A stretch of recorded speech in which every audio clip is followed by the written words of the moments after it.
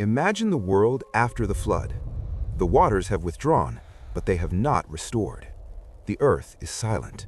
Broken trees lie half buried in gray mud. The sky hangs heavy, colorless, as if creation itself is exhausted. The ark rests unevenly on soaked ground. His feet sink slightly into soil that was once cities, once fields, once lives. He does not speak. Behind him, his family follows cautiously. The world feels unfamiliar, unfinished. They were told corruption had been erased.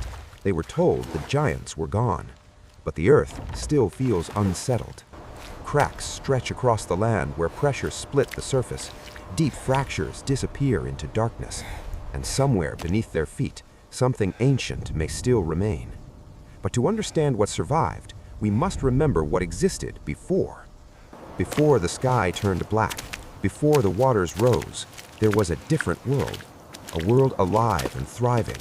Massive forests stretched across fertile valleys. Stone structures stood integrated into nature. Civilization flourished.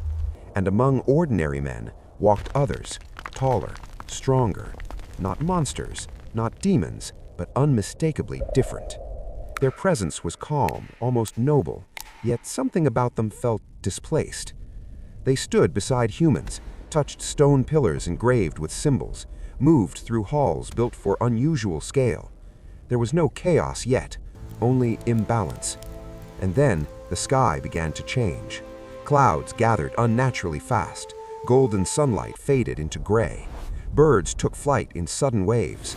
The air shifted. Rain began, heavy, deliberate, unstoppable. And when the waters came, they did not stop. Entire valleys vanished. Stone collapsed. Civilization dissolved beneath violent currents.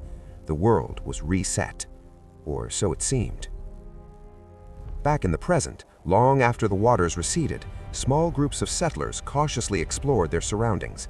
One mountain in particular drew attention. Its slope concealed a dark opening, a cave. At first glance, it seemed natural, but inside, the walls were smoother than erosion should allow. Geometric carvings appeared along the stone, worn by time, yet intentional. Explorers carried oil lamps as they stepped deeper. The air was colder than the surface, still, oppressively still. The tunnel widened unexpectedly, and then the space opened. A massive underground chamber. Pillars carved from living rock stretched upward into darkness. The ceiling was impossible to measure. The scale did not match a small tribe. It suggested something older, larger. And at the far end of the chamber stood a door. Not wood, not simple stone, but a monolithic slab carved with symmetrical engravings, partially buried, sealed. One explorer reached out to touch it. The stone was cold, and though no wind moved through the cavern, dust trembled at their feet.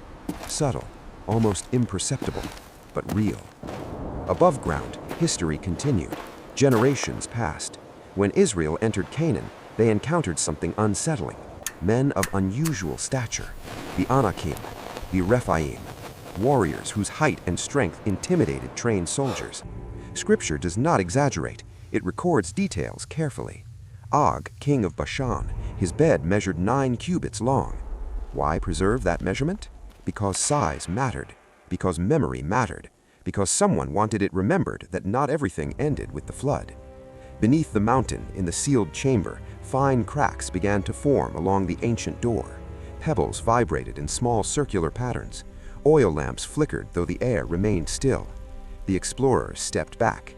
No creature emerged, no roar echoed, only pressure, deep, distant, and patient. On the surface, campfires burned under quiet stars. Scouts stared toward the mountain without understanding why. The land seemed peaceful, the valley fertile, the sky calm. Yet beneath it all, stone shifted, seals weakened, and history whispered that perhaps the flood was not total destruction. Perhaps it was separation. The surface cleansed, the depths contained. But contained does not mean gone, it means waiting. And if something retreated instead of perished, if something chose depth over extinction, then the real question is not whether giants once walked the earth. The real question is this: what survived beneath it? Deep beneath the mountain, the chamber remained. Silent, ancient, unmeasured by time. The explorers stood frozen before the massive stone door. Its surface was carved with patterns too precise to be accidental. Not decoration, structure, design. The air felt heavier now. Fine grains of dust trembled across the cavern floor.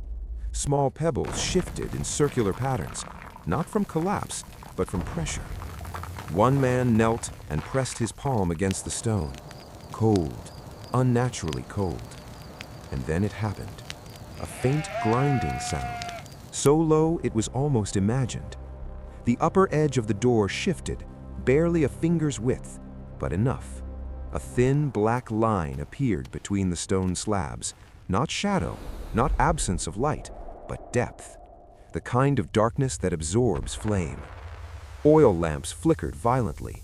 One fell. Its fire struck the ground and sputtered out, leaving smoke twisting upward into the void.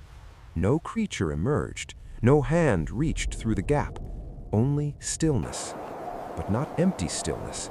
Watching stillness. Above ground, at that same moment, a campfire flame bent sideways, though no wind touched the tents. A scout turned his head toward the mountain. He could not explain why. The valley of Canaan looked peaceful beneath the moon. Fields rested under silver light. The fortress walls stood silent. Yet something unseen moved beneath the earth. Inside the chamber, the crack widened slightly. Tiny fragments broke away from the engraved surface. The symmetrical carvings began to fracture along their lines, as if the very design that once held the door sealed was weakening. The explorers retreated, not in panic, but in understanding. Some doors are not meant to be opened, and some seals exist for protection, not imprisonment.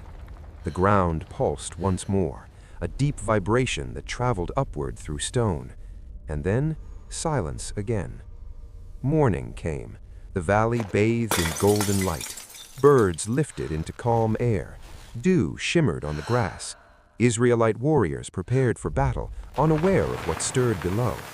History would remember their victories, their struggles, their giants, but it would not record what remained sealed beneath the mountain.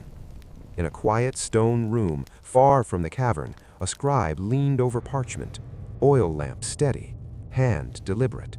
He wrote of the flood, of the giants, of the deep. He recorded what he had heard from scouts and elders, not speculation, memory. He wrote of sealed places, of that which was restrained. He did not describe monsters, he described containment, he described boundaries. Because ancient people understood something modern minds often dismiss. The earth has layers, and not all of them belong to us. Between mountains, hidden from cities and fields, a vertical chasm descended into mist. Sunlight could not reach its bottom. Wind carried a low hum through its depths. No one built there, no one settled there. Instinct kept them away. Some knowledge survives not through books, but through caution. High above, the world appeared timeless, mountains unchanged, valleys fertile, generations rising and falling, wars fought, kingdoms built, civilizations forgetting. But beneath that same mountain, deep in the cavern no longer visited, the stone door remained slightly open. Not wide, not broken, but no longer sealed. From within that darkness, there was no movement, no breath, no visible shape, only the faint suggestion that depth is not emptiness, and that silence is not absence.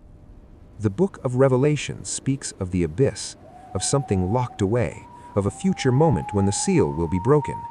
Many read it as symbolism, but symbolism often carries memory. What if the abyss is not merely future prophecy, but ancient containment? What if history does not move in a straight line, but in cycles? The flood was not annihilation, it was separation. The surface cleansed, the depths restrained. But stone erodes, pressure builds, time weakens even the strongest seal. The final image remains simple. A mountain at dusk, wind moving dry grass across its slope, a cave entrance nearly invisible in shadow. Nothing dramatic, nothing spectacular. The world continues as if nothing waits beneath it. And perhaps that is the most unsettling truth of all. Not that something monstrous survives, but that something ancient, something patient, may still endure beneath our feet, waiting, not for chaos, not for conquest, but for the moment when the boundary fails and the seal no longer holds.